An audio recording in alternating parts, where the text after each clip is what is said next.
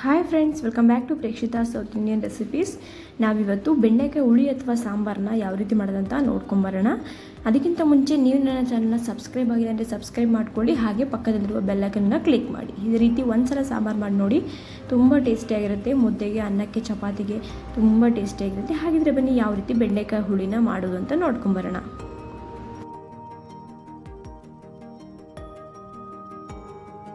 ನಾನು ಮೊದಲಿಗೆ ಇಲ್ಲಿ ಬೆಂಡೆಕಾಯಿ ಸಾಂಬಾರು ಮಾಡೋದಕ್ಕೆ ಒಂದು ಅರ್ಧ ಕೆ ಜಿ ಆಗುವಷ್ಟು ಬೆಂಡೆಕಾಯಿನ ತೊಗೊಂಡಿದ್ದೀನಿ. ಅದನ್ನು ತೊಗೊಂಡು ನೀಟಾಗಿ ತೊಳ್ಕೊಂಡು ಒಂದು ಒಣ ಬಟ್ಟೆಯಲ್ಲಿ ಒರೆಸ್ಕೊಂಡಿದ್ದೀನಿ. ಒರೆಸ್ಕೊಂಡು ಇಟ್ಕೊಂಡು, ಇಲ್ಲ ಒರೆಸೋಕ್ಕಾಗೋದಿಲ್ಲ ಅಂದರೆ ಒಂದು ಅರ್ಧ ಗಂಟೆಯಿಂದ ಮುಂಚೆ ತೊಳೆದು ಹಾಕಿದ್ರೆ ಅದು ನೀಟಾಗಿ ಒಣಕೊಂಡಿರುತ್ತೆ. ಆಮೇಲೆ ಬೇಕಾದ್ರೆ ನೀವು ಕಟ್ ಮಾಡ್ಕೋಬೋದು. ನೋಡಿ, ನಾನು ಬೆಂಡೆಕಾಯಿನ ಒಂದು ಮೀಡಿಯಮ್ ಸೈಜಲ್ಲಿ ನಾನಿಲ್ಲಿ ಕಟ್ ಮಾಡ್ಕೊಂಡಿದ್ದೀನಿ. ಕಟ್ ಮಾಡ್ಕೊಂಡು ಇಟ್ಕೊಂಡು ಈಗ ಸ್ಟವ್ನ ಆನ್ ಮಾಡಿಕೊಂಡು ಸ್ಟವ್ ಮೇಲೆ ಒಂದು ಬಾಣಲಿಯನ್ನು ಇಟ್ಟು ಆ ಬಾಣಲಿಗೆ ಏನು ನಾನು ಕಟ್ ಮಾಡ್ಕೊಂಡು ಇಟ್ಕೊಂಡಿದ್ದೀನೋ ಆ ಬೆಂಡೆಕಾಯಿನ ಹಾಕ್ಕೊಂಡು ನೀಟಾಗಿ ಹುರ್ಕೋಬೇಕು. ನೋಡಿ, ಸ್ಟವ್ನ ಮೀಡಿಯಮ್ ಫ್ಲೇಮಲ್ಲಿ ಇಟ್ಟು ಹುರ್ಕೋಬೇಕು. ಹೈ ಫ್ಲೇಮಲ್ಲಿ ಇಡಬೇಡಿ, ಬೇಗ ಸೀದು ಹೋಗಿಬಿಡುತ್ತೆ ಬೆಂಡೆಕಾಯೆಲ್ಲ. ಮೀಡಿಯಮ್ ಫ್ಲೇಮಲ್ಲಿಟ್ಟು ಸ್ಟವ್ನ ನೀಟಾಗಿ ಈ ರೀತಿ ಹುರ್ಕೋಬೇಕು. ನಾನು ಯಾವ ರೀತಿ ಹುರ್ಕೋದಾಗಿದ್ದೀನಿ ಆ ರೀತಿ ನೀಟಾಗಿ ಚೆನ್ನಾಗಿ ಇಲ್ಲೇ ಫ್ರೈ ಆಗಿಬಿಟ್ರೆ ಸಾಂಬಾರಲ್ಲಿ ಜಾಸ್ತಿ ಹೊತ್ತು ಕುದಿಸೋ ಅವಶ್ಯಕತೆ ಇಲ್ಲ, ಬೇಗ ಬೆಂದೋಗ್ಬಿಡುತ್ತೆ. ನೋಡಿ, ನೀಟಾಗಿ ಫ್ರೈ ಮಾಡ್ಕೋಬೇಕು. ಲೋಳೆ ಅಂಶ ಕಡಿಮೆ ಆಗಬೇಕು ಅನ್ನೋ ಒಂದೇ ಕಾರಣಕ್ಕೋಸ್ಕರ ಇದನ್ನು ನೀಟಾಗಿ ಹುರ್ಕೋತೀವಿ. ಈ ರೀತಿ ಹುರ್ಕೊಳ್ಳೋದ್ರಿಂದ ಸಾಂಬಾರು ಲೋಳೆಯಾಗಿ ಬರೋದಿಲ್ಲ.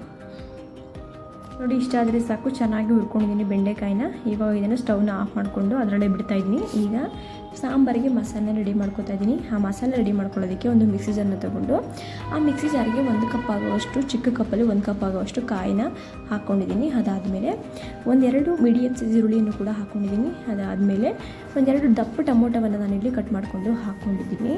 ಅದು ಆದಮೇಲೆ ಈಗ ಅದಕ್ಕೆ ನಾನು ಒಂದು 5-6 ಇಲ್ಕಷ್ಟು ಬೆಳ್ಳುಳ್ಳಿನೂ ಕೂಡ ನಾನು ಇಲ್ಲಿ ಹಾಕ್ಕೊಂಡಿದ್ದೀನಿ. ಆಮೇಲೆ 1 ಇಂಚಷ್ಟು ಶುಂಠಿ, ಆಮೇಲೆ ಒಂದು ಸ್ವಲ್ಪ ಚಕ್ಕೆ, ಲವಂಗ, 1-2 ಲವಂಗ ನಾನು ಇಲ್ಲಿ ಹಾಕ್ಕೊಂಡಿದ್ದೀನಿ. ಸ್ವಲ್ಪ ಕೊತ್ತಂಬರಿ ಸೊಪ್ಪನ್ನು ಕೂಡ ನಾನು ಇಲ್ಲಿ ಆ್ಯಡ್ ಮಾಡಿಕೊಂಡು ಆಮೇಲೆ 1-2 ಟೇಬಲ್ ಸ್ಪೂನ್ ಆಗುವಷ್ಟು ಹುರ್ಗಡ್ಲೆನ ನಾನಿಲ್ಲಿ ಸೇರಿಸ್ತಾ ಇದ್ದೀನಿ. ಯಾಕಂದರೆ ಹುರ್ಗಡ್ಲೆ ಸೇರಿಸೋದ್ರಿಂದ ಸಾಂಬಾರು ಸ್ವಲ್ಪ ಗಟ್ಟಿ ಬರುತ್ತೆ. ಸೊ ಅದಕ್ಕೋಸ್ಕರ ಟೇಸ್ಟ್ ಕೂಡ ಚೆನ್ನಾಗಿರುತ್ತೆ. ಅದಕ್ಕೋಸ್ಕರ ಹುರ್ಗಡ್ಲೆನ 1-2 ಟೇಬಲ್ ಸ್ಪೂನಷ್ಟು ಹಾಕ್ಕೊಂಡು 1-2 ಟೇಬಲ್ ಸ್ಪೂನಷ್ಟು ಮನೆಯಲ್ಲಿ ರೆಡಿ ಮಾಡ್ಕೊಂಡು ಇಟ್ಕೊಂಡಿರುವಂತಹ ಸಾಂಬಾರು ಪುಡಿನ ನಾನು ಇಲ್ಲಿ ಹಾಕ್ತಾಯಿದ್ದೀನಿ. ನೀವು ಅಂಗಡಿಯಿಂದಲೂ ಕೂಡ ನೀವು ಇಲ್ಲಿ ಯೂಸ್ ಮಾಡ್ಬೋದು. ಆಮೇಲೆ ಸ್ವಲ್ಪ ನೀರನ್ನ ಆ್ಯಡ್ ಮಾಡಿಕೊಂಡು ಈಗ ಮಸಾಲೆನ ನುಣ್ಣಗೆ ರುಬ್ಕೋಬೇಕು. ಸಣ್ಣಗೆ ಆಗೋವರೆಗೂ ನಾವು ಮಸಾಲೆನ ರುಬ್ಕೋಬೇಕು. ನೋಡಿ, ಈಗ ಸಣ್ಣಗೆ ನಾನು ನುಣ್ಣಗಾಗೋವರೆಗೂ ಮಸಾಲೆನ ರುಬ್ಕೊಂಡಿದ್ದೀನಿ. ಈಗ ಮಸಾಲೆ ರೆಡಿಯಾಗಿದೆ. ಈಗ ಸ್ಟವ್ನ ಆನ್ ಮಾಡಿಕೊಂಡು ಸ್ಟವ್ ಮೇಲೆ ಒಂದು ಪಾತ್ರೆಯನ್ನಿಟ್ಟು, ನೀವು ಯಾವ ಪಾತ್ರೆಯಲ್ಲಿ ಸಾಂಬಾರು ಮಾಡ್ತೀರೋ ಆ ಪಾತ್ರೆಯನ್ನು ಇಟ್ಕೊಂಡು ಅದಕ್ಕೆ ನಾನು 1-2-3 ಟೇಬಲ್ ಸ್ಪೂನಷ್ಟು ಆಯಿಲ್ನ ಹಾಕ್ತಾಯಿದ್ದೀನಿ. ತುಂಬ ಆಯಿಲ್ ಬೇಡ, ಸ್ವಲ್ಪ ಈರುಳ್ಳಿ ಫ್ರೈ ಆಗೋವರೆಗೂ ಆಯಿಲ್ ಇದ್ದರೆ ಸಾಕು.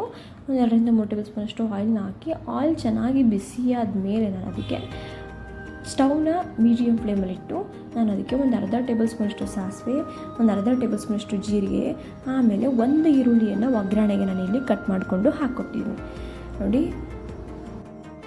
ನೋಡಿ, ಈರುಳ್ಳಿ ಸ್ವಲ್ಪ ಫ್ರೈ ಆದಮೇಲೆ ಅದಕ್ಕೆ ಒಂದು ಸೌಟಷ್ಟು ಮಸಾಲೆನ ತೊಗೊಂಡು ನಾನಿಲ್ಲಿ ಫ್ರೈ ಮಾಡ್ಕೊತಾ ಇದ್ದೀನಿ. ಈ ಥರ ಫ್ರೈ ಮಾಡೋದ್ರಿಂದ ಸಾಂಬಾರಿಗೆ ಚೆನ್ನಾಗಿ ಒಗ್ಗರಣೆ ಹಿಡಿಯುತ್ತೆ, ಸಾಂಬಾರು ತುಂಬ ಟೇಸ್ಟಾಗಿ ಬರುತ್ತೆ ಅಂತ ಹೇಳಿ ಒಂದು ಸೌಟಷ್ಟು ತೊಗೊಂಡು ಚೆನ್ನಾಗಿ ಹಸಿ ವಾಸನೆ ಹೋಗೋವರೆಗೂ ಫ್ರೈ ಮಾಡಿಕೊಂಡು ಈಗ ಏನು ಉಳಿದಿದೆ ಮಸಾಲೆ, ಆ ಮಸಾಲೆನೂ ಕೂಡ ನಾನಿಲ್ಲಿ ಆ್ಯಡ್ ಮಾಡ್ಕೊತಾ ಇದ್ದೀನಿ. ನೋಡಿ, ಆ್ಯಡ್ ಮಾಡಿಕೊಂಡು ಅದಕ್ಕೆ ನಾನು ಮಿಕ್ಸಿ ತೊಳೆದಿದ್ದು ನೀರಿತ್ತು ಅದನ್ನು ಕೂಡ ಹಾಕ್ಕೊಂಡಿದ್ದೀನಿ. ಹಾಕ್ಕೊಂಡು ನನಗೆ ಮುದ್ದೆಗೆ ಮತ್ತು ಅನ್ನಕ್ಕೆ ರೆಡಿ ಮಾಡ್ಕೋತಿರುವಂತಹ ಸಾಂಬಾರಿದು ಯಾವ ಕನ್ಸಿಸ್ಟೆನ್ಸಿ ಬೇಕೋ ಆ ಕನ್ಸಿಸ್ಟೆನ್ಸಿಗೆ ನಾನಿಲ್ಲಿ ಸಾಂಬಾರನ್ನ ರೆಡಿ ಮಾಡ್ಕೋತಾ ಇದ್ದೀನಿ. ತುಂಬ ತೆಳ್ಳಗೆ ಬೇಡ, ಮೀಡಿಯಮಾಗಿ ನಾರ್ಮಲಾಗಿ ನಾವು ಹೇಗೆ ಸಾಂಬಾರು ಮಾಡ್ತೀವಿ ಆ ರೀತಿ ರೆಡಿ ಮಾಡ್ಕೊಳ್ಳೋಣ.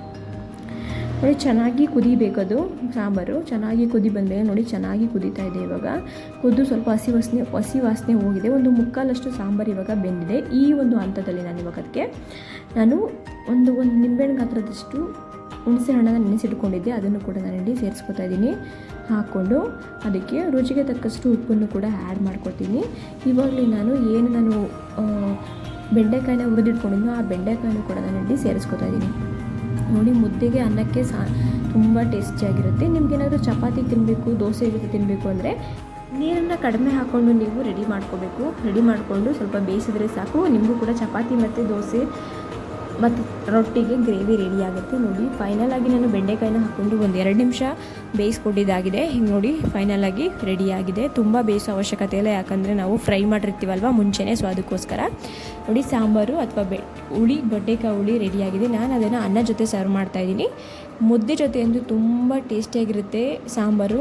ನೀವೊಂಥರ ನಿಮ್ಮ ಮನೆಯಲ್ಲಿ ಈ ವಿಧಾನದಲ್ಲಿ ಬೆಂಡೆಕಾಯಿ ಸಾಂಬಾರನ್ನ ಅಥವಾ ಹುಳಿನ ರೆಡಿ ಮಾಡಿ ಟೇಸ್ಟ್ ಹೇಗಿತ್ತಂತ ಹೇಳಿ ಕಮೆಂಟ್ ಮೂಲಕ ತಿಳಿಸಿ. ಹಾಗೆ ಈ ವಿಡಿಯೋ ಇಷ್ಟ ಆದಲ್ಲಿ ನಿಮ್ಮ ಫ್ಯಾಮಿಲಿ ಫ್ರೆಂಡ್ಸ್ಗೆ ಶೇರ್ ಮಾಡಿ. ಹಾಗೆ ಪ್ಲೀಸ್ ಕೊನೆಗೆ ಸಬ್ಸ್ಕ್ರೈಬ್ ಮಾಡೋದು ಮಾತ್ರ ಮರಿಬೇಡಿ. Thank you for watching.